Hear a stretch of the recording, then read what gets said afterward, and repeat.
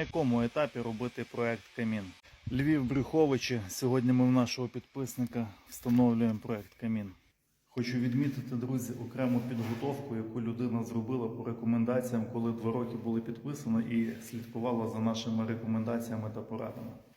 Дивіться, наскільки грамотно і круто все зроблено і продумано. Окремо є шахта під гільзування, яка не замурована цеглою і відкрита для гільзування. Також зроблено закладні в бетоні під теплі рукава на 2-й поверх, 2 кімнати і коридор.